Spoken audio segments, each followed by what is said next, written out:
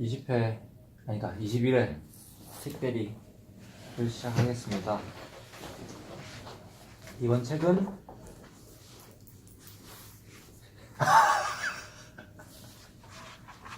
왜 아직 그거 안 했잖아. 평소에 하던 대로 해.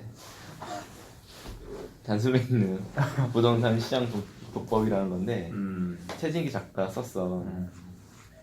우선 계속 요즘 어쨌든 이 흐름, 경제 흐름인 부동산과 주식 이 트렌드를 따라가야 된다고 생각했고 절대 우리의 삶과 동떨어져 있는 것이 아니기 때문에 그래서 한번 부동산에 대해서 한번 얘기를 나눠보고 싶었고 그 중에서도 최진기 작가분을 좋아하긴 하지만 좀 내 생각에는 이 사회학자로서 부동산 시장, 경제학을 바라보는 관점이 그래도 객관적으로 보려고 하고 특히나 이 사람이 항상 주장하는 것처럼 경제는 정치와 무관하지 않다. 항상 정치와 연관되어 있다는 정치경제학을 얘기하는 사람이거든. 그래서 이 정치 경제학의 입장에서 부동산을 어떻게 이해하고 어떻게 해석하고 어떻게 우리에게 알려주는지를 알고 싶어서 이 책을 선정했고 그렇게 시작을 하게 되었습니다. 오케이. 자, 핵심. 핵심. 그러니까 이 사람이 주장하는 핵심은 하여튼 그러니까 뭔가 정말 객관적으로, 그러니까 도덕적인 판단과 언론에 의한 뭐 언론 플레이에 흔들리지 말고 정말 객관적인 입장에서 부동산 시장을 파악을 해야 되고 자기만의 그런 어떤 뭐랄까 주관이 있어야 된다고 할까 이런 게 있어야 된다는 거야. 이 사람 그래서 나는 우리는 부동산에 대한 지식이 없잖아. 경제의 지식도 별로 없고. 그러니까 이 책을 읽고 이것이 팩트인지 언팩트인지 그리고 그 사람이 맞는 얘기를 하는 건지 논리적으로 무슨 오류가 있는지 없는지를 사실은 내가 필터링 할 수가 없어. 그냥 있는 그대로 받아들일 수밖에 없고 그런 입장에서 그냥 이 책에 작가가 얘기하고 있는 사항들을 그냥 우리가 이해하고 그냥 받아들이는 정도로 해야 되지 않을까 싶어. 뭐 비판을 한다, 아니 뭐 토론을 한다거나 그렇게 할 깜냥이 안 되더라고.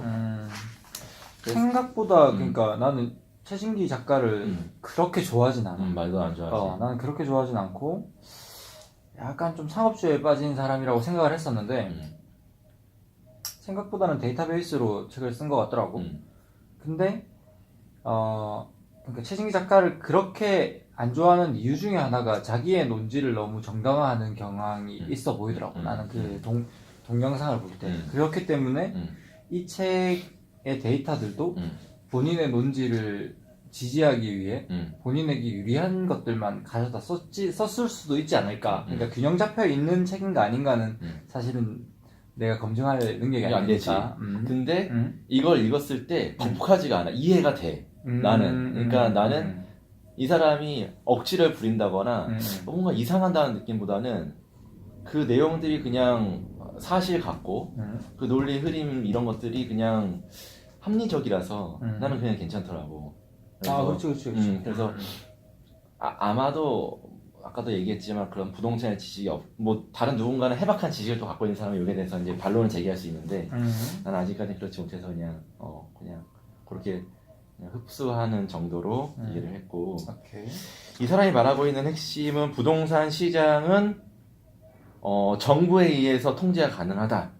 그리고 그렇기 때문에 지금 정부가 하고자 하는 부동산 안정한 정책은 뭐 결론적으로 성공할 것이다. 부동산은 폭락과 폭등을 하지 않을 것이다. 그리고 마지막으로 결국 우리가 원하는 부동산 가격이 그럼 오를 것인가 안 오를 것인가의 입장에서는 지금 최근에 공급 물량이 2016년, 17년도에 많이 나오고 있는데 그것이 다 해소가 되는 2019년 말, 2020년 초 정도에는 다시 그 정도까지 떨어지다가 다시 오를 수 있다라고 얘기하고 있고 부동산 시장이라는 것은 당연히 폭등하는 것도 안 좋고 폭락하는 것도 안 좋기 때문에 물가가 상승하는 만큼 자연스럽게 상승하는 것이 가장 좋다라고 얘기를 하고 있어. 거기에서 뭐 더도 말고 더도 말고 그런 얘기는 없고 그 정도 수준에서 얘기를 하고 있었어. 네. 그러면은 그런 결론에 이르기까지의 내용들을 하나씩 짚어보면 되겠네. 이르기가 그럼 첫 번째 챕터에 나왔지만 이 사람이 처음 시작한 게 이제 이거에서 얘기를 하면 될 것 같아. 시장을 이기는 정부는 없다. 이거에 대해서 이제 첫 챕터에서 얘기하고 있더라고. 결론은 정부가 시장을 이긴다라는 그렇지. 건데 왜 그렇다고 한 거지? 그래서 한번 봅시다 같이.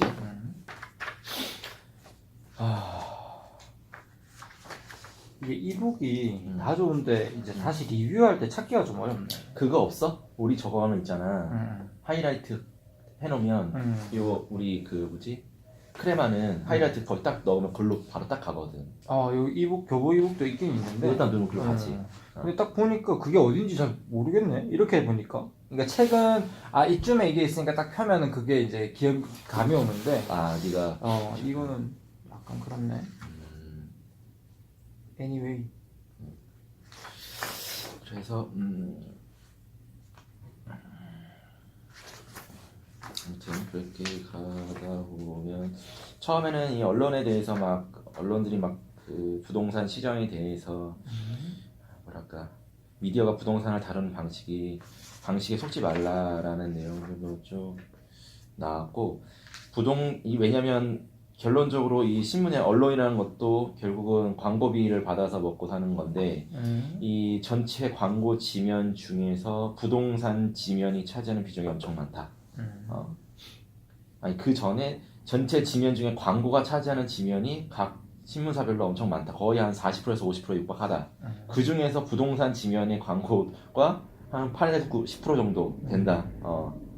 그렇기 때문에 거기에 흔들릴 수밖에 없다. 그래서 언론이라는 건 객관적이지 못하다라는 걸 얘기하고 있고, 그 다음에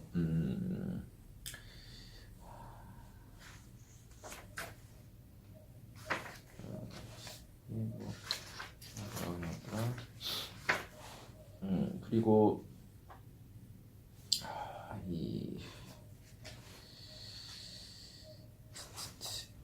하나 예시로서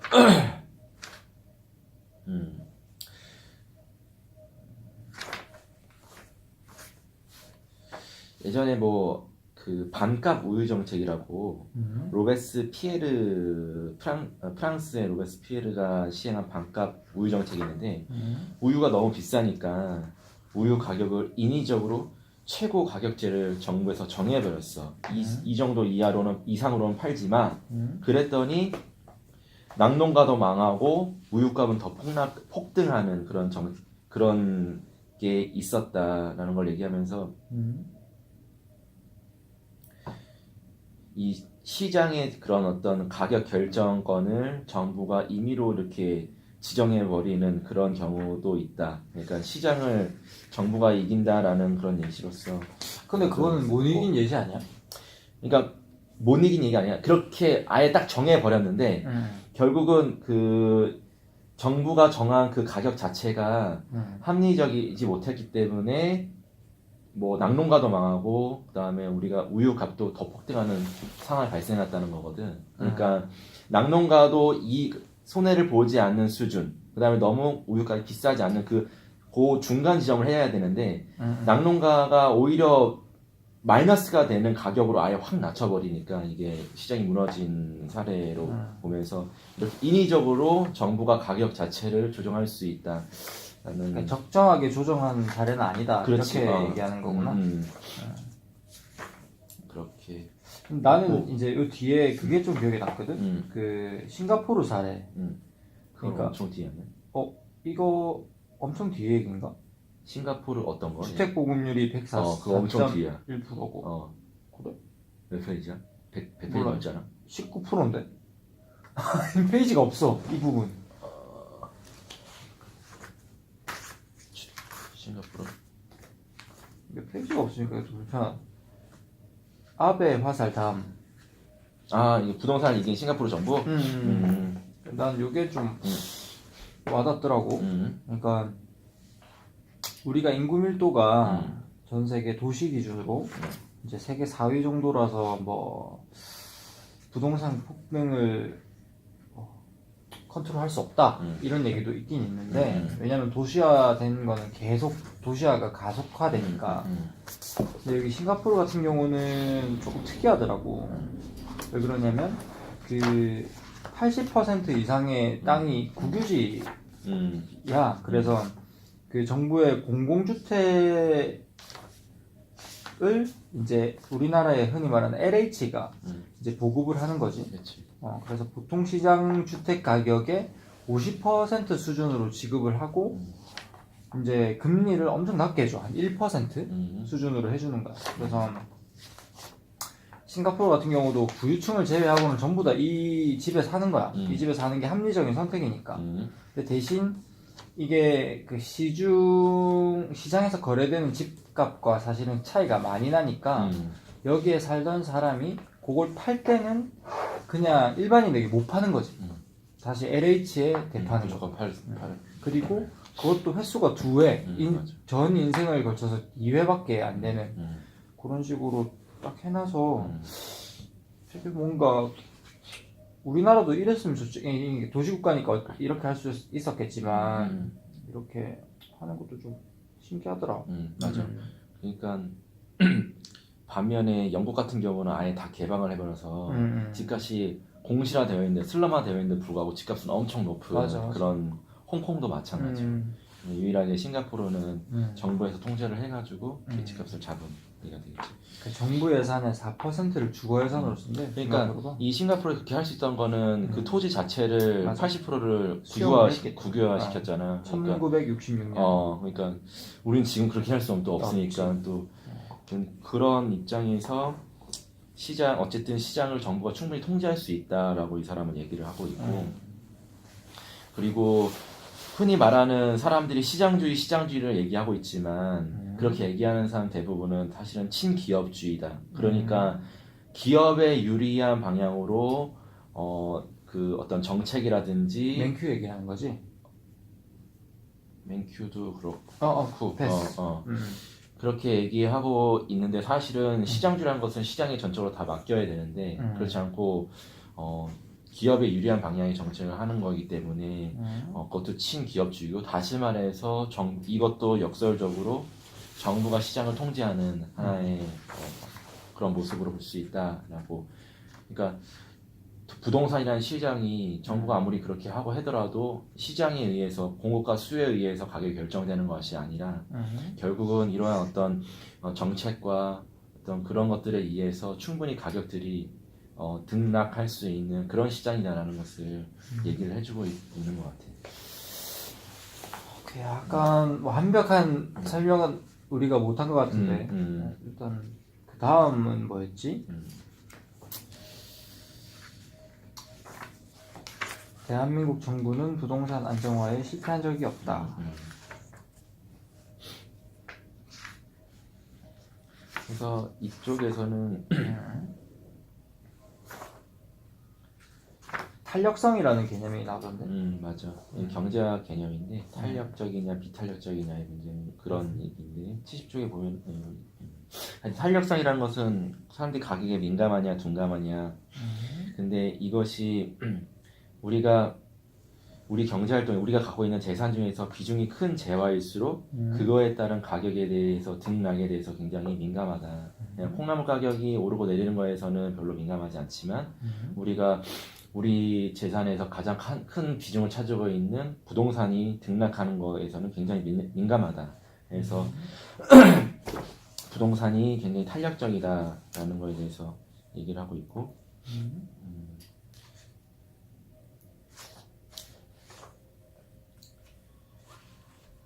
그럼 부동산은 탄력성이 있는 거야, 없는 거야? 부동산 가격은? 부동산 가격은? 부동산 가격은 탄력적인 거지. 탄력성이 있는 거지. 아닌 거 아니야? 왜? 아씨, 헷갈리네. 가격 변화에 민감한 재화를 탄력적 상품이라 그러는 거고. 그러니까 공급 자체는 비탄력적이야. 그렇지. 근데 이게 수요 탄력성이 있느냐, 수요의 탄력성이 있느냐, 공급의 탄력성이 있느냐. 이 경제학에서 보면은 수요의 탄력성, 비탄력성, 공급의 탄력, 비탄력이 있거든. 근데 공급의 입장에서 보면은 굉장히 비탄력이지. 왜냐면은 내가 자동차 같은 경우는 원하는 시기에 수요가 많으면 공급을 엄청나게 바로 해줄 수 있는데, 부동산 같은 경우는 땅이 한정되어 있고 건물을 짓는데 또 몇 년이 걸리기 때문에 비탄력적이라고 얘기하거든. 근데 수요의 입장에서 봤을 때는 탄력적이야. 사람들이 거기에 대해서 굉장히 민감하던 그 가격이 등락에 대해서.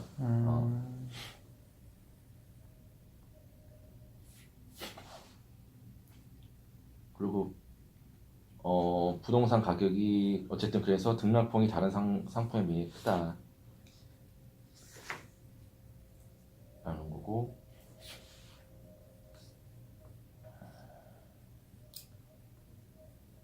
뭐 그러면서 제로성 게임도 나오는데 그렇게 하고 있고, 그 다음에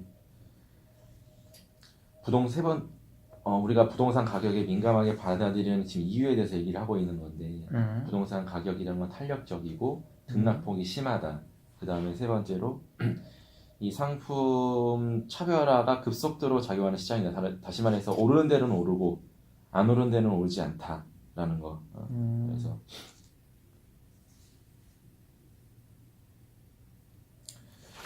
그렇게 얘기를 하고 있지요. 아무튼 여기 보면은 이 사람이 정리를 해줬는데, 저기 두 번째 챕터의 앞 페이지에서 얘기하고 있는 어쨌든 부동산에 대한 오해와 진실에서 얘기하고 있는 것에서, 첫 번째는 부동산 가격의 상승률은 물가 상승률을 넘지 못했다. 이제까지 보면은 그게 첫 번째 이 사람의 전제고, 부동산 가격이 우리가 많이 오르고 있다고 느끼는 이유는 아까 얘기한 대로 부동산이 우리 경제활동에 차지하는 비중이 크다, 탄력적이다. 그 다음에 가격의 등락폭이 크다. 그 다음에 강남이라는 어떤 특정 지역의 상품이 많이 올랐기 때문에, 그래서 우리가 부동산 가격이 많이 오르고 있다라고 느끼는 것이다. 그치. 그러니까 이거는 전체 주택의 전국 주택의 매매 가격을 봤을 때 이제 소비자 물가를 넘어서지 못한 거고, 강남은 확실히 넘어선 거고. 그렇게 볼 수 있고. 그 다음에 두 번째로 얘기한 거는 이제 자가 점유율이거든. 그러니까 보급률은 우리나라 100%가 넘었는데, 그에 반해서 점유율, 자가 점유율은 한 57%, 7%밖에 되지 않는다. 그 차이가 가수요인데 그거는 뒤에서 설명을 하더라고. 그것이 또 우리나라 부동산의 현시다. 이것이 가격을 많이 오르게 하는 현시다. 그래서 그로 인해서 그 주택이 거주의 수단에서 투기의 수단으로 변질됐다. 그것이 우리나라 부동산의 현실이다라는 것을. 여기서 투기에 대해서도 잠깐 얘기를 해. 투기는 그 차익 실현을 위해 매수하고 매도하는 그거를 투기 집단이라고 얘기를 잠깐 하고 지나갔던 것 같은데.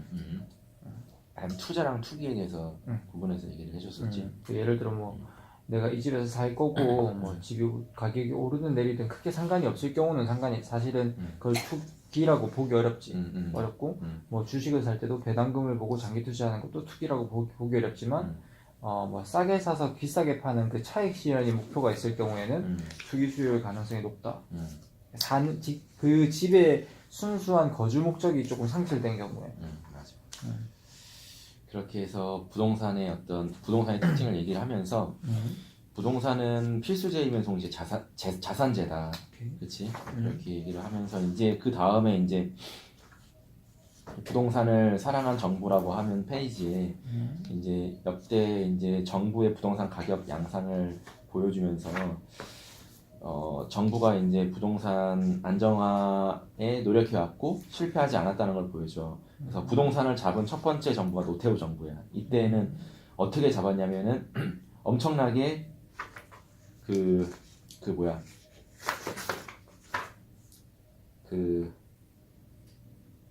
주택 보급을 많이 했지. 그래가지고 노태우 정부는 주택 2만 호를 건설했다.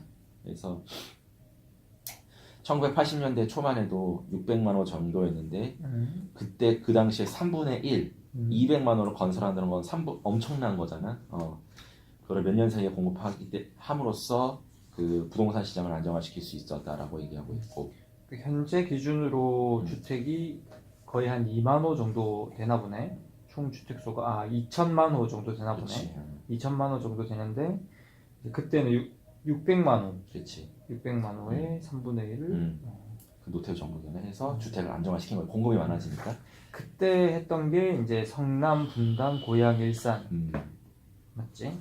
맞아. 그리고 두 번째 정부는 노무현 정부였어. 노무현 정부 때는 어떻게 했냐면 DTI, LTV 이런 대출 규제를 강화함으로써 부동산 안정화를 시켰다라는 건데 이 사람도 얘기했지만 그 당시에 무슨 안정화인데 부동산 가격이 엄청 올랐다라고 얘기하는 사람이 있지만 사실은 그치. 전 세계적으로 봤을 때 우리나라는 그래도 안정적으로 물가를 잡은 거고 이렇게 LTV, DTI 때를 규제함으로써 그 서프라임 모기지 상태처럼 저소득층이 붕괴하고 그런 거를 막을 수 있었다라고 이 사람은 얘기를 하더라고. 그러니까 흔히 말하는 폰지 투자? 아 맞다 그걸 설명해 줘야 될 건데 폰지 투자가 더 뒤에 나오지. 근데 여기서 잠깐 얘기를 해주면 해지 투자랑 그다음 무슨 투자 그다음에 마지막 폰지 투자로 나뉘어지는데 해지 투자라는 것은 자기가 자기 자산으로 충분히 갚을 정도의 대출을 아니다 원금과 이자를 같이 갚아갈 수 있는 투자를 해지 투자라고 하지 않았어? 이 사람 얘기한 거 맞나? 아 미국의 금융 경제학자인 하이먼 민스키가 얘기한 거지 이거. 민스키? 누가 얘기한 거야? 민스키라는 경제학자는 일찍이 이를 간파하고 관련된 이론을 전개한 바 있습니다. 이 몇 페이지인지 안 나와서 내가 말해주지 못해. 민스키는 돈을 빌려서 투자하는 형태를 세 가지로 분류했다. 첫 번째는 해지 투자. 그치. 두 번째는 차익, 투기적 투자. 세 번째는 폰지 투자. 그래서 원리금을 다 갚는 해지 투자, 이자만 갚는 차익 투자, 이자도 제대로 갚을 수 없는 폰지 투자. 그래서 원리금을 같이 갚을 수 있는 능력. 근데 우리나라는 그때 당시에는 어쨌든 그 폰지 투자를 없애는 게 가장 부동산 버블에서는 중요한데 그 당시에 이렇게 LTV, DTI를 함으로써 그걸 예방할 수 있었다라고 하면서 이 사람은 노무현 정부가 결국적으로 LTV, DTI, 그 다음에 종부세 이런 것들을 여러 가지 정책을 함으로써 어쨌든 부동산 안정화를 시킬 수 있었다 이렇게 얘기를 하고 근데 이게 있어요. 약간 좀 상대적인 얘기인 것 같아. 그러니까 이게 무슨 말이냐면 그러니까 노무현 정권 때는 누구나 다 이렇게 얘기를 하는 사람이 있어. 그러니까 맨 처음에 언론이 잘못됐다라고 이 책이 이제 전제를 하고 잘못됐다기보다 언론은 사실 왜곡할 수 있다라고 전제를 하고 출발을 하지만 우리가 기억하기로는 노무현 정부 시절에는 진짜 집값 많이 올랐었거든.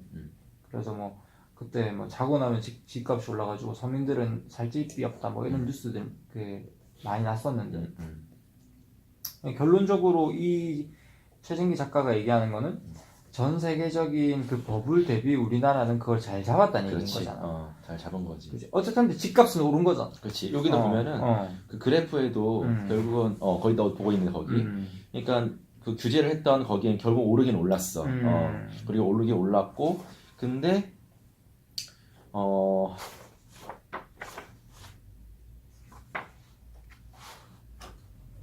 아까 말했던 대로 전 세계적인 그 상황에 대비해서는 잡은 거고 또 아까 처음에도 얘기했지만 전반적인 물가 수준 그리고 잠깐 생각해보면 한동안 안 올랐기 때문에 여기서도 얘기를 하고 있지만 김영삼, 김대중 정권 때는 사실은 그러니까 부동산 가격이 오를 수 없는 시기였던 거고 IMF 이후 그리고 그 닷컴 버블 그 다음에 신용 그 불량 사태 그때이기 때문에 부동산이 오를 수 없는 부양 정책을 써도 모자라는 시기였던 거고 이제 노태우와 노무현 정권이 이제 부동산 가격이 급속하게 올라가던 시기였던 거지. 그래서 그 두 정권이 어쩔 수 없이 부동산 안정 정책을 썼어야 됐다. 이렇게 이해를 하면 되나? 그렇지. 네가 이해하는 바랑 비슷하나? 그렇지. 그렇게 해서 2008년, 9년 요때 다시 서프라임 모기지 사태가 일어나면서 이명박 박근혜 정부 때는 또 다시 부동산 그 부양 정책을 쓰기 시작을 했던 거지. 그치. 금리를 낮추면서. 그러니까 역사적으로 봤을 때는 몇 번이 없는 거야. 이런 게. 급격하게 쫙 올랐다가 쫙 갔다가 쫙 올랐잖아. 10년 전. 딱 한 거의 한 10년 간격으로 오는 거네. 그러니까. 그래서 10년설 그렇게 얘기하나. 이것도 지금 우리도 지금 2019년, 2018년이니까 이게 2013년 말부터 부동산 가격이 계속 오르기 시작했잖아. 그때부터 금리가 초저금리가 됐으니까. 오케이. 그래서 이어가지고 이제 이명박근혜 정부 때는 네가 방금 말한 대로 그렇게 그런 정책으로 인해서 부동산 규제를 완화해서 부동산을 뭐 나름대로 안정화시키려고 계속 떨어지니까 그렇게 했었다. 그래서 계속 얘기하고 있는 것이 정부에서 계속 부동산을 통제하고 안정화시키게 노력했고 그것이 결코 실패하지 않았다. 우리가 체감적으로 느끼기에는 실패한 것처럼 보여. 왜냐하면 부동산이라는 가격이 아까 말한 것처럼 민감하고 탄력적이고 그렇기 때문에 특정 지역에서만 또 많이 오르고 그것을 언론에서 많이 이렇게 막 홍보하고 과대포장하기 때문에 근데 이 사람은 그렇게 또 뭐 보고 있다라는 거죠. 근데 부동산이라는 그 자산 자체가 항상 비쌌던 것 같아. 그러니까 누구에게나 아니지. 진짜 극상위층 빼고 그 중산층을부터는 항상 그 가격 자체가 비싸왔던 것 같아. 맞아. 뭐 우리가 단순히 몇 년 일해가지고 뭐 모은 돈으로 살 수는 없는, 그렇지? 거의 평생 모아서 사는 거잖아. 부모님 세대도 그랬고. 그치. 근데 부모님 세대는 평생 모아서 그래도 샀는데 우리는 객관적으로 더 오래 모아야 해요. 주판을 띄워보면 이게 답이 안 나오는. 급여 인상이 사실은 많이 정체됐었지. 그 한 1900 그것도 있었던 것 같은데 급여 소득 뒤에 이제 나오는데 그럼 나중에 얘기를 해봅시다. 자, 그다음에 이제 세 번째 챕터 넘어갈까? 그래서 두 번째 챕터의 결론은 네가 얘기한 그 우리나라 정부는 어느 정도 부동산 정책에 실패하진 않았다. 라고 이 작가는 얘기를 하고 있다. DTI랑 LTV 요거 좀 설명할까? 설명 잠깐 개념 잡았어? DTI는 쉬워. 뎁투 인컴이라고 해서 자기 소득 대비 자기가 대출을 받을 수 있는 그 기준을 정한 거거든. 자기 소득의 몇 프로, 40%냐 50%냐에 따라서 그 자기 소득 대비. 왜냐면 자기가 번만큼 갚을 수 있다고 보기 때문에 이게 DTI고. LTV는 주택 가격. Loan to Value Ratio. 그렇지. 밸류란 건 그 자산. 그 자산에 대한 론, 그러니까 대출을 얼마나 해주냐. 그래서 그 주택 가격에 내가 살려는 주택 가격에 몇 프로까지 대출을 해주냐는 거. 그러니까 LTV, DTI를 잘 활용하면 이 책에도 나왔지만 돈을 한 푼도 안 들고도 집을 살 수 있을 수 있었던 시절이 있었던 거지. 예를 들면 LTV가 80%야. 그러면 그 내가 살려는 집값을 80%를 대출해 주는 거잖아. 근데 DTI가 20%나 20%야. 그럼 내 소득의 20%를 또 대출해 주는 거잖아. 합치면 100%가 돼가지고 그 집을 살 수 있었던. 내 돈 하나도 안 들이고. 그래도 갖고 있다가 집값이 오르면 팔고. 이러면서 차익을 얻고. 그래서 DTI, LTV가 그런 의미. 오케이. 종부세 얘기도 잠깐 나왔던 것 같은데. 맞아. 종부세는 여기 이제 설명 내가 그냥 읽어줄게. 일정 금액 이상의 부동산 및 토지를 소유한 사람에게 공제 금액 초과분만큼 과세되는 세금. 최초 당시에는 1에서 3% 가량의 세금이 부과됐으며 2018년 5월 기준 0.5에서 2% 가량의 세금이 부과되고 있다. 그러니까 일정 금액 이상의 부동산 토지를 소유한 사람이어야 되는 거야. 그게 6억인가 9억인가? 노무현 정부 때 6억으로 낮췄다가 이명박 정부 때 다시 9억으로 높였죠. 그래서 내가 집을 살 때 와이프랑 공동 명의를 해야 되는 이유가 이 종부세에도 걸리는 거야. 한 사람 명의로 하면 그 종부세에 걸리는 가격인데 와이프랑 공동 명의를 하면 그게 이제 2분의 1이 된대. 그래? 가정의 그게 아니라 한 사람의 그래. 그게 이제 세대당 세금을 내는 거는 위법이다 이래 돼가지고 그래서 공동명의로 하는 게 그거야. 여기 종부세에 걸려서. 그러니까 우리가 세금 내는 게 되게 많은 것 같아. 아무튼 그러면 안 하지. 공동명의로 하면 그런 또 장점이 있구나. 9억짜리를 샀는데 둘이 공동명의로 하면 안 내도 되는 거야? 그렇지. 종부세를 안 내야 되는 아. 거지. 몰랐어. 취득세 뭐 이런 거 다 내야 되지만 종부세는 안 내야 돼. 오케이, 다음. 그래서 세 번째 챕터는 부동산 시장의 새로운 질서가 시작된다. 라는 내용입니다.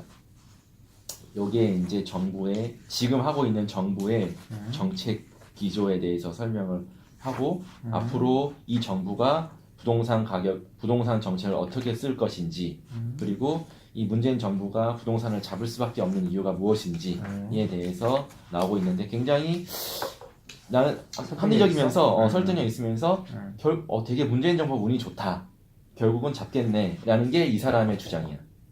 아, 지금 근데 그 잡는다는 개념을 사람들이 자꾸 혼용할 수 있어. 그러니까 서로의 개념이 다를 수 있는데 흔히 이제 언론에서 얘기하는 잡는다는 집값을 이제 서민이 살 수 있는 수준까지 낮춘다라고도 이해할 수 있고 혹은 안정화시킨다 혹은 물가 수준만큼 안정화시킨다 이렇게도 이해할 수 있잖아. 근데 이제 여기서 얘기하는 건 후자지. 그러니까 물가 상승 수준으로 안정화시키겠다. 이 사람 얘기하고 있는 거는 나 잘 모르지만 집값이 폭락하면 결국은 서민이 망한대. 그러니까 지금 여기에서 더 우리가 생각한 것처럼 서민이 살 수 있을 정도로 막 4억을 막 내려버린다. 이건 절대 있을 수 없는 일이다라고. 정부 입장에서도 불가능하다. 그렇지. 너 말한 대로 조금 낮춰서 안정화시키는 거. 그 다음에 이제 주택을 서민이 살 수 있는 임대주택을 많이 공급해서 그 사람들이 이제 서민들이 이제 자가 점유를 할 수 있는 그런 기회를 주는 거. 그렇게 얘기를 하고 있는 거고. 자 이제 한번 볼까 자세히. 먼저 문재인 정부를 이해하려면 무슨 주도 성장? 지금 약간 실패했다고 떠들고 있는 그 소득 주도 성장에 대해서 이제 얘기를 해. 소득 주도 성장에 대해서 잠깐 얘기해 줄래? 이건 쉬우니까. 원래는 임금 주도 성장이잖아. 아, 그래. 원래 그 단어가 원래는 인군 주도 성장론이래. 이게 아예 그 경제학 책에 있는 인군 주도 성장인데 우리 그 많이 벌어서 많이 쓰게 하는 거잖아. 그래서 선순환을 일으킨다라는 건데 근데 우리나라는 자영업자가 굉장히 큰 비중을 서민층에 많이 있고 그러다 보면은 임금이라 하면 회사 다니는 사람의 임금만을 생각하니까 그 사람의 임금만 높이는 거냐? 그건 아니다 라는 의미에서 소득주도 성장으로 바꿨다라는 거고 여기에서 이제 요건 하나 알아두면 좋은데 이제 미시경제에서 경제의 3요소라고 있어. 토지, 자본, 노동. 이 세 가지가 있거든. 생산 요소. 그렇지. 맞아. 생산 요소. 이게 중요해. 생산 요소. 그래서 자본에서는 이윤이 창출되고 토지에서는 지대가 나오고 노동에서는 임금이 나오는데 이 정부는 이 노동의 임금 요기에 포커스를 맞춰서 요거를 성장하는 증대시키는 정책을 쓰고 있다. 그러면서 예전에 정부는 낙수 효과를 기반으로 한 거라면 인군 주도 성장은 분수 효과를 기반으로 한 이론이다. 그래서 낙수 효과는 부자의 소비로 인해 빈자의 소득을 창출하는 그렇지. 거고 이제 분수 효과는 그 반대. 맞아. 그래서 이거 잠깐만 읽어줄게. 인군 주도 성장론은 임금에 의존하는 노동자의 소득이 향상되면 수요가 늘 것이고 수요가 늘면 기업이 투자를 활성화할 것이고 투자가 활성화되면 고용이 증대할 것이고 그러면 그것이 다시 수요를 활성화시켜 경기의 선순환을 일으킨다는 것이다. 굉장히 좋은 정책.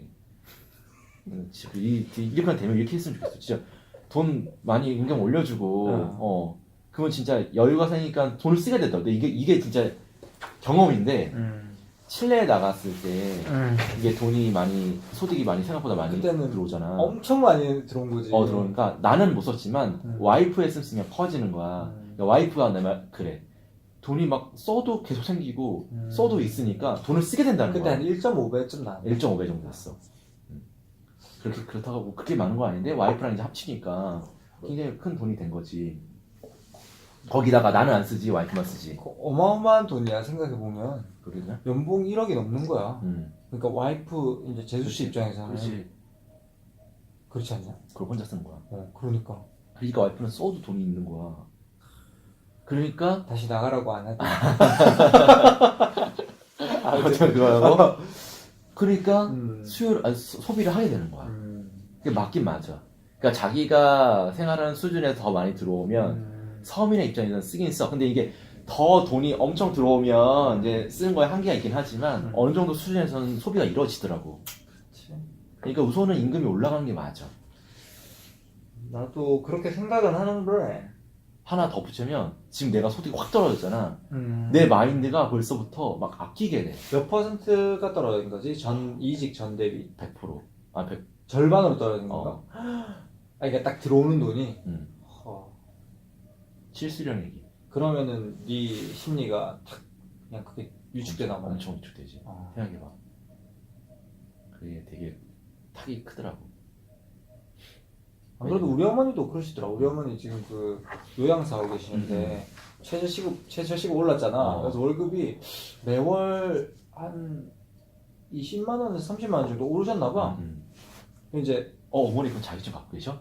계셔. 와. 어머니는 좋아하시지.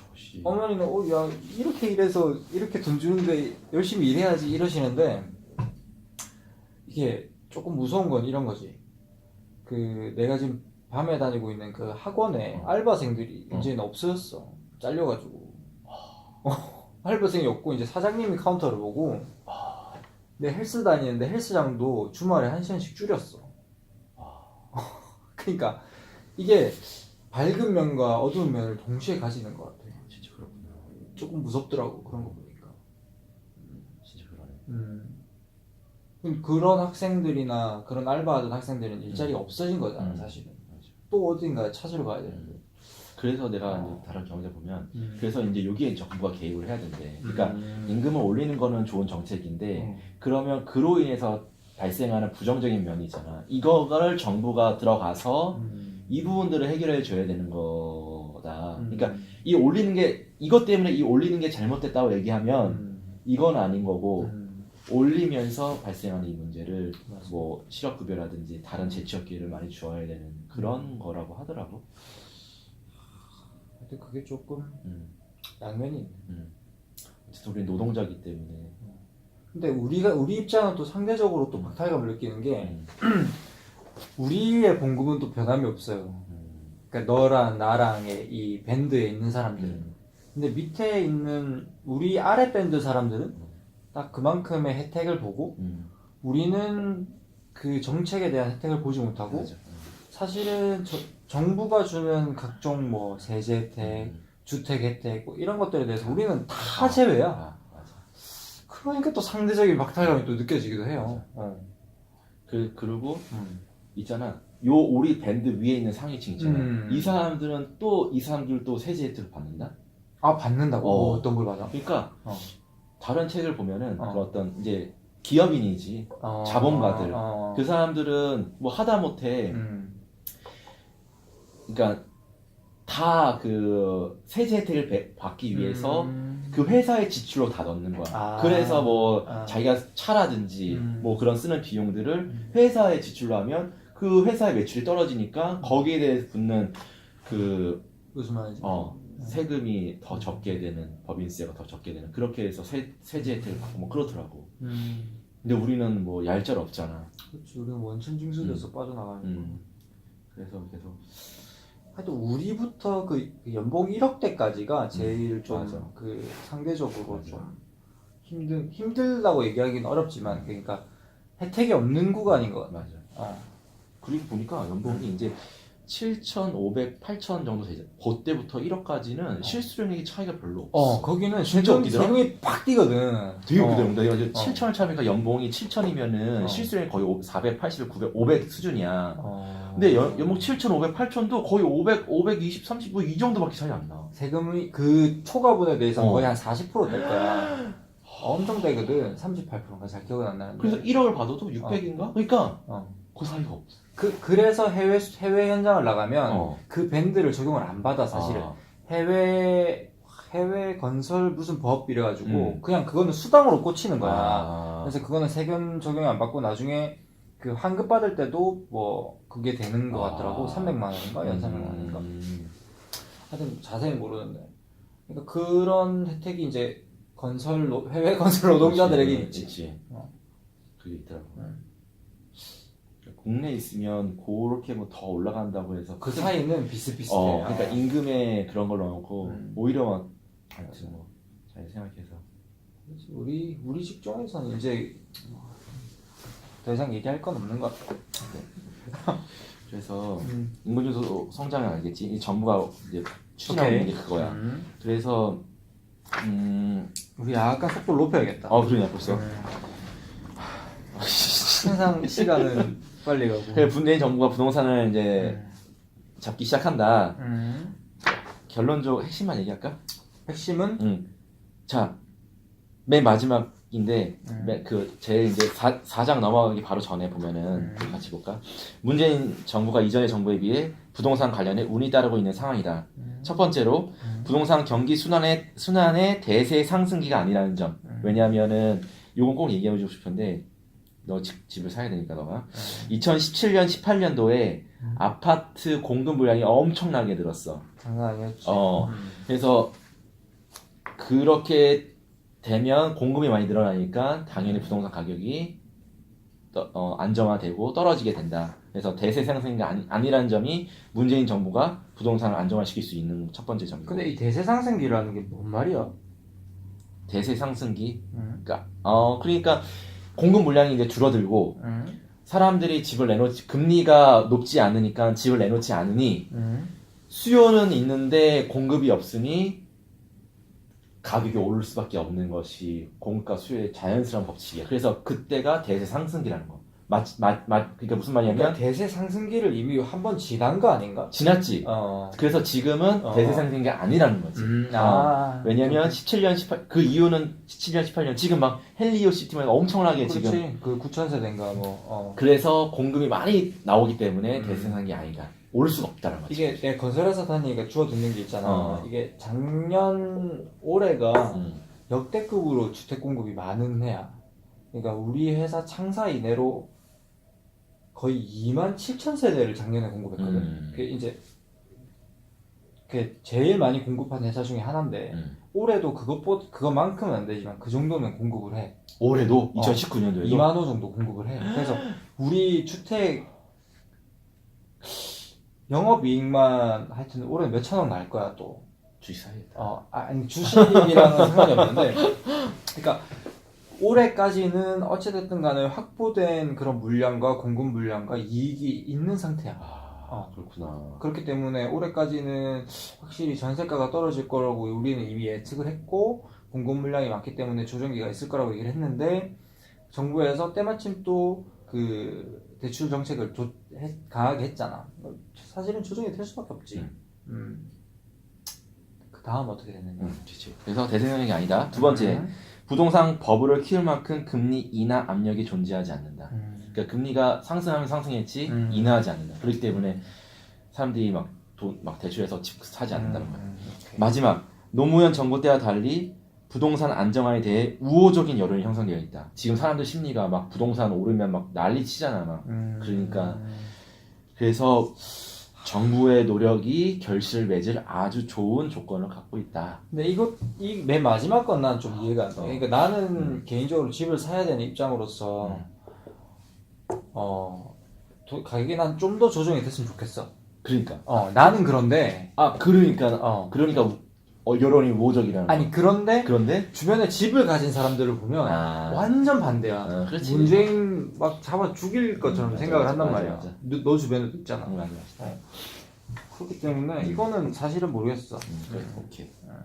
그래서 그런 거 넘어갈까? 그렇지. 그다음에 부동산 상품의 속성에 대해서 이제 나온 거 있어. 어떤 특징 하고 이건 재밌더라고. 부동산은 우선은 투명한 상품이다. 마약이라든지 뭐 그런 것과 달리 투명하다. 왜냐면 덩치도 크고 눈에 보이고 이렇기 때문에.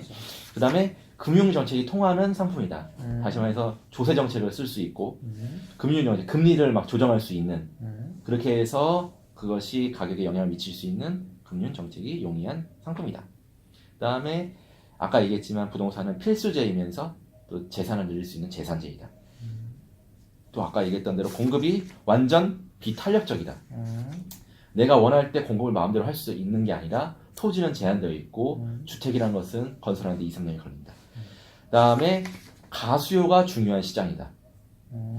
그래서 가수요라는 것은 자기가 1인 1주택, 그러니까 자기가 자가를 하나 갖고 있음에도 불구하고 추가적인 주택을 더 원하는 수요. 그것이 중요한 그런 시장이다. 네. 부동산. 총 5가지로 정리하고 있어. 네. 됐나?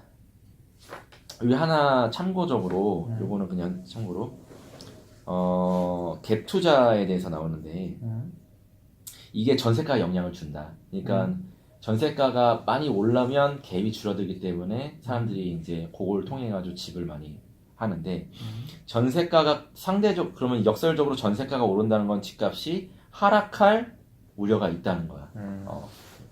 그 다음에 전세가가 내려가면 집값이 상승할 가능성이 있다. 이렇게 얘기하고.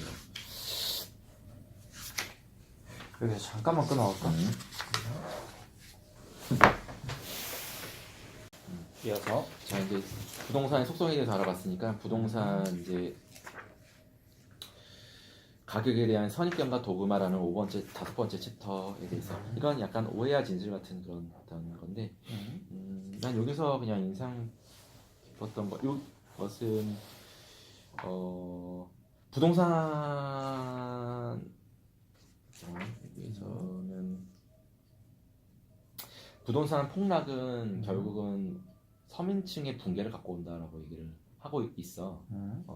그러니까 부동산이 떨어지면 적정히 떨어지면 괜찮겠지만 완전히 폭락해버리면 그러면 우리가 집을 살 수 있는 기회가 더 생기니까 좋냐? 그렇지 않다는 거. 부동산이 폭락해버리면 결국은 서민이 붕괴한다. 왜냐면 서민이 이제 집을 사기 위해서 부동산 대출을 받아서 부동산을 샀을 텐데 집값이 떨어지면 당연히 그거에 그 대한 대출의 비중이 저소득층이 더 높다. 그래서 그거는 우리 모두에게 불행한 일이다라는 그런 얘기를 사실 하고 있고. 대공황이 오면 누구나 집 살 것처럼 얘기하지만 대공황이 오면 누구도 돈이 없어 그때 되면. 맞아. 아무도 돈이 없어서 아무것도 할 수 없어. 그리고 PIR이라는 Price to Income Ratio, 우리가 이제 부동산 가격이 싸다 비싸다를 논할 때 많이 쓰는 그런 지수인데 이것에 대해서 주택 가격을 가계의 연간 소득으로 나눈 비율. 주택을 구입하는데 걸리는 시간을 나타낼 수 있다. 그래서 2018년 5월 기준 서울의 PIR은 18.62배로 이는 서울에서 집을 구입하기 위해 모든 소득을 저축할 경우에 평균 18.62년이 걸린다. 맞아, 이런 얘기인데 단순히 이거 가지고 부동산이 우리가 지금 뭐 예를 들면 런던에 비해서 아니면 도쿄에 비해서 비싸다 뭐 이렇게 뉴욕에 비해서 비싸다라고 얘기를 하는데 이걸로 그렇게 얘기할 수 없다라는 거. 그러니까 이 지표 하나로 누군가는 부동산이 비싸다고 얘기하고 누군가는 부동산이 싸다라고 얘기를 한다는 거야. 그러니까 근데 그렇게 하면 안 된다는 말이지. 왜 그런 거지? 우선은 이게 딱 이렇게 그러니까 이걸 얘기하려면 이걸 봐야 되는데 인구 밀도를 봐야 되는데 거기에 당연히 인구 밀도가 높으면 당연히 사람들이 집을 많이 그러니까 수요가 많이 증가되니까 부동산 가격이 올라서 소득 대비 부동산 가격이 당연히 높게 측정이 되는데 우리나라를 보게 되면 도쿄랑 비교를 하는데 도쿄는 우리나라에 비해서 서울에 비해서 인구 밀도가 낮아. 제곱미터랑 반값으로 낮아. 반 이상. 그렇기 때문에 PIR이 당연히 서울보다는 낮다라고 얘기를 하게 되는 거지. 그렇게 얘기를 하더라고. 다시 서울은 PIR이 18.6이고 도쿄는 13.34야. 그러니까 도쿄가 실제로 PIR이 더 낮은 거야. 낮아. 그렇기 때문에 우리나라는 더 부동산 가격이 비싸다라고 얘기를 할 수 있잖아. 할 수 있지. 그렇지. 소득 대비해서 부동산 가격이 도쿄가 싼 거니까. 우리나라는 18.62년이 걸려야 서울에서 집을 살 수 있고 도쿄는 13.34년이 걸려야 살 수 있다. 그런데 두 가지를 얘기해. 뭐 이거에 대한 잘못된 점. 첫 번째, 인구 대비, 인구 밀도. 왜냐면 서울의 밀도가 더 높다. 그렇기 때문에 사려는 사람들이 많으니까 당연히 가격이 높아질 수밖에 없다. 근데 도쿄는 땅덩이 넓기 때문에 인구 밀도가 낮기 때문에 당연히 수요가 그만큼 우리나라보다 많지 않아서 집값이 낮고 그러니까 왜 가깝냐? 이제 이번 주 거는 편집하는 거 됐나? 됐어? 됐어.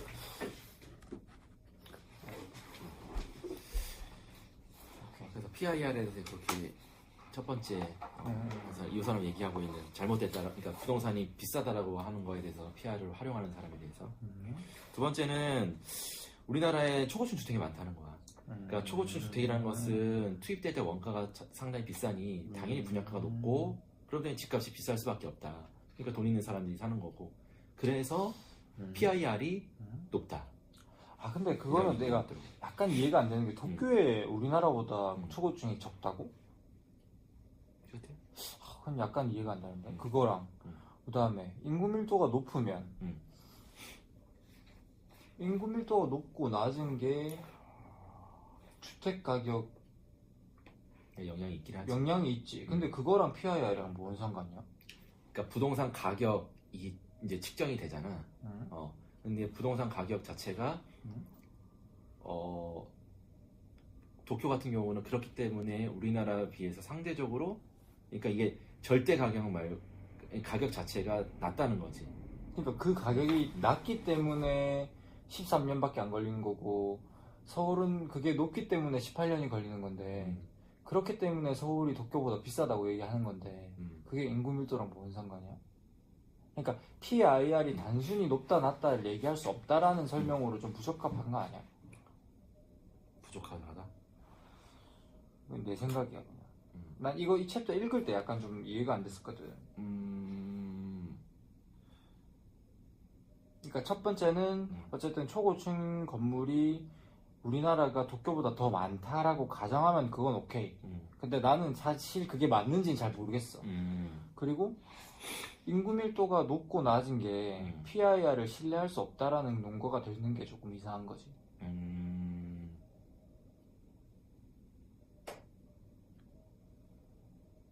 그러니까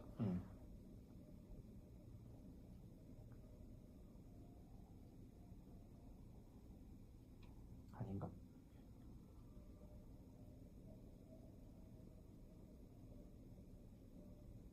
이 사람은 그렇기 때문에 당연히 우리나라 PIR이 높다라고 얘기하고 있는 거거든, 도쿄보다. 그러니까 당연히 집값이 비싼 거 아니야?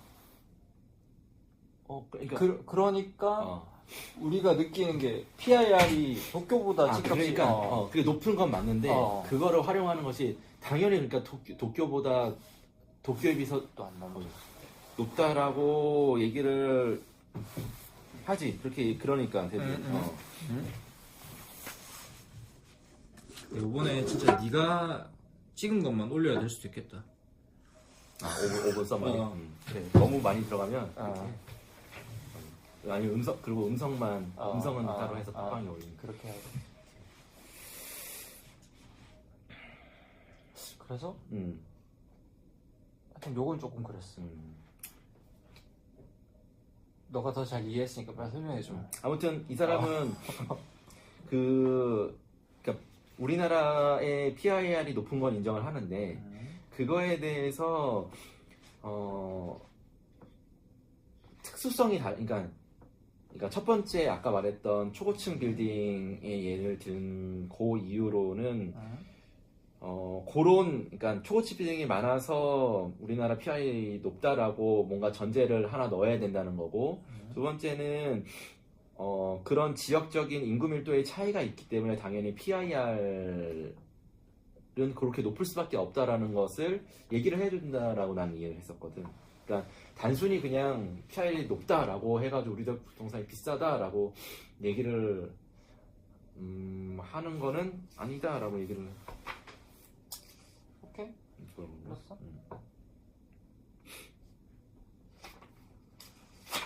그리고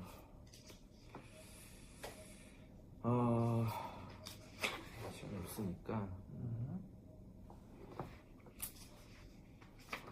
그리고 이건요 그냥 흥미로워서 얘기를 해주면, 우리나라 아파트 가격의 대단지 아파트가 가격이 높은데 그 이유에 대해서 이제 재테크 3원칙이라고 할 수 있는 수익성, 안정성, 황금성이라는 것이 있는데 이 대단지 아파트 같은 경우에는 이 세 가지를 모두 만족하기 때문에 대단지 아파트 가격이 이게 높고 앞으로도 계속 높을 것이다 라고 얘기를 하고 있더라고. 그리고 지대 수익률이 나오는데 이거는 넘어가도록 하고, 그래서 그렇게 그냥 간단히 5장은 넘어가고 6장에 이제 부동산, 대한민국의 부동산에 폭등도 폭락도 없다라는 부분을 이 사람은 얘기하고 있습니다. 이건 뭐 크게 세 가지로 질문을 던지면서 이 우리나라의 부동산에 폭등도 폭락도 없다라는 근거를 제시하고 있는데, 첫 번째는 가계부채가 과연 버블로 볼 정도로 심각한가? 우리나라는 충분히 지금 갖고 있는 재산으로 대출을 갚을 수 있는 수준이기 때문에 아까 얘기했던 폰지 투자가 정도까지 안 가서 버블이라 볼 수 없다. 두 번째, 금리 인상은 버블 붕괴의 트리거가 될 수 있는가? 이 사람도 그거에 대해서도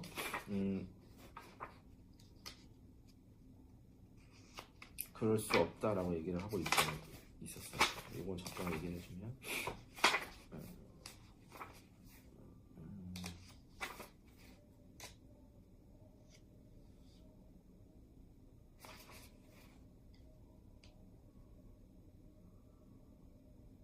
난 진짜 이거 사면 안 되겠다.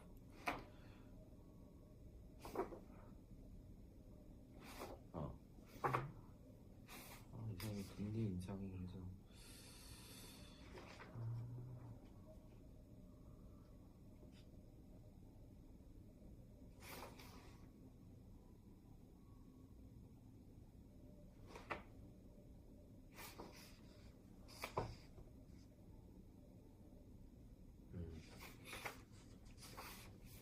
이거 이해한 게 맞나 모르겠네.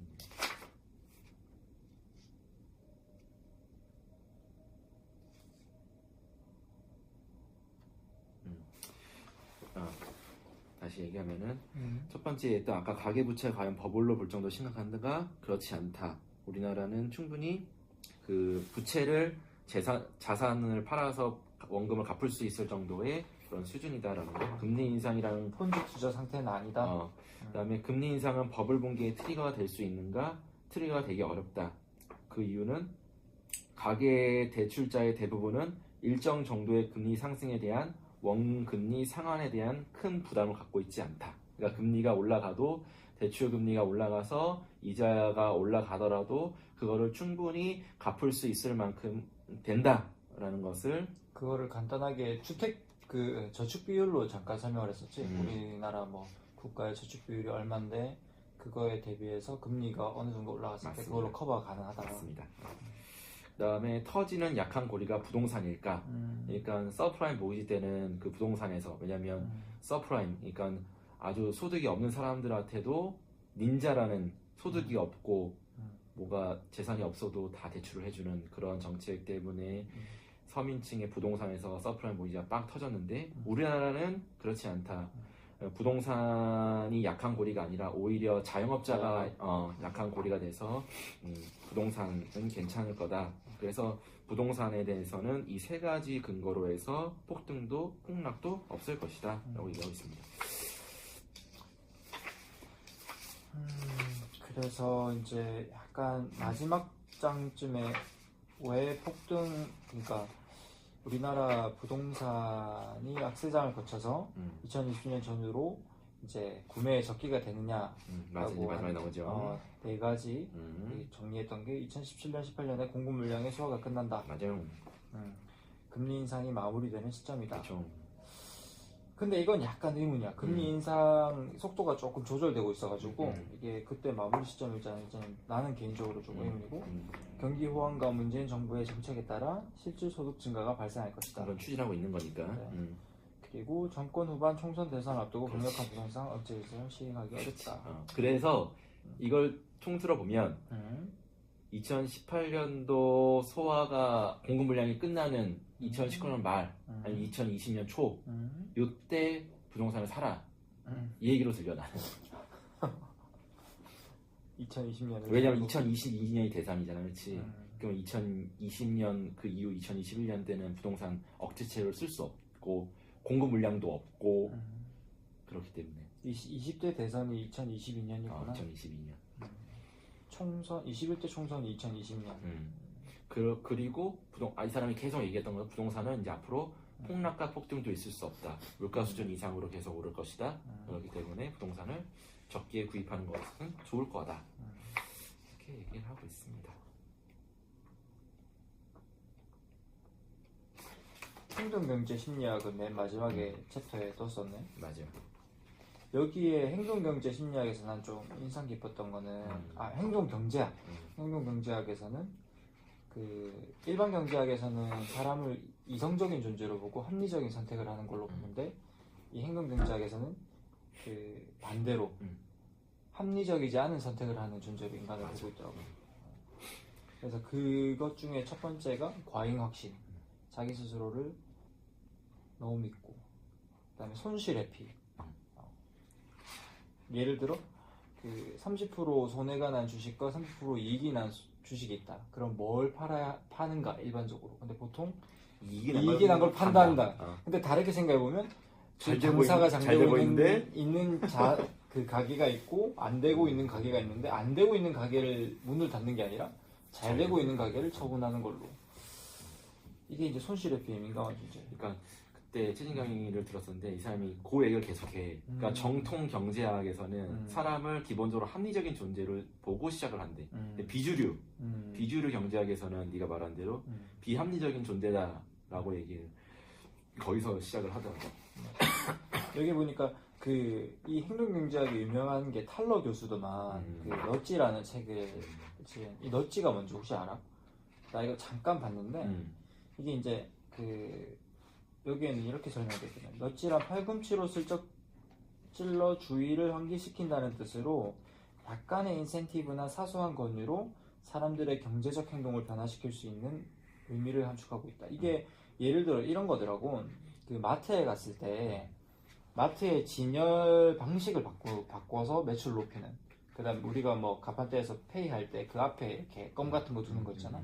그리고 고속도로에서 쫙 가속을 하면 안 되는 곳에 가속하지 마시오라는 간판을 달기보다는 그 도로에다가 바퀴가 딱 지나갈 때마다 한 번씩 조금씩 소리가 나도록 탁탁탁탁 소리가 나는 그 간격을 점점 좁혀서 내가 가속을 하고 있구나라고 인지할 수 있도록 뭐 그런 거라든지 아주 사소한 것들로 그런 게 이제 넛지라고 하더라고.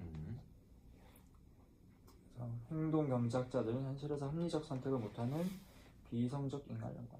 그래서 우리가 이렇게 부동산이든 주식이든 사실은 비이성적으로 구매하고 매도하는 경우가 많다라는 얘기를 마지막에 하면서 남들이 그 주식을 팔려고 할 때, 주식에 피가 낭자할 때 우리는 사야 하고, 주택도 마찬가지로 꼭지 상투에서 막 더 올라갈 것 같아라고 생각할 때 사는 게 아니라 떨어질 것 같을 때, 더 떨어져서 못 살 것 같을 때 사야 한다라고 얘기를 하고 있더라고. 그게 마지막 메시지였습니다. 이건 꼭 나는 이건 그래서 난 이래서 공부를 해야 되는데 이 사람은 마지막에 이제 완전 챕터 맨 마지막에 여러분은 부동산 시장에 떠도는 이번이 마지막 기회라는 말에 현혹되지 말아야 합니다. 그 마지막 기회는 매수자 당신이 아니라 매도자인 그 사람에게 왔을 가능성이 훨씬 높습니다. 부동산은 환급성, 금방 사고 팔고 현금으로 만들 수 있는 그런 것이 낮은 고가의 재화입니다. 한번 선택하면 돌이키기 어렵습니다. 공부하는 사람이 이기는 세상입니다. 여러분의 가장 큰 재산인 부동산에 시간과 노력을 투자하세요. 그것이 자산을 지키는 가장 빠른 길입니다. 라고.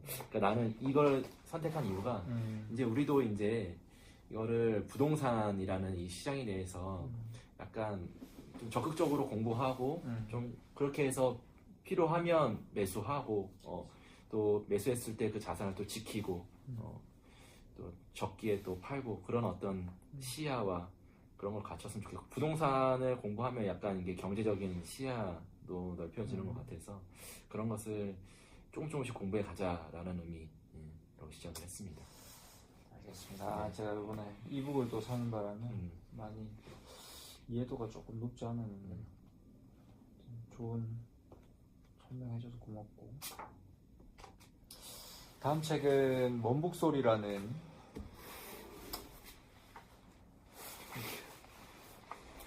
무라카미 하루키의 1Q84로 유명한, 그 다음에 상실의 시대로 유명한 원북소리라는 책입니다. 어쨌든 이 작가가 유럽 여행을 떠나서 돌아올 때까지의 그 긴 여정을 담백하게 적은 책이라고 하니 우리도 한번 읽어보고 오랜만에 문학의 세계로 빠져보겠습니다. 편안한 마음으로 그렇게 하겠습니다. 오케이, 그럼 오늘의 책대리는 여기까지. 네. 하나, 둘, 셋. 고생하셨습니다. 네. 역시 이번에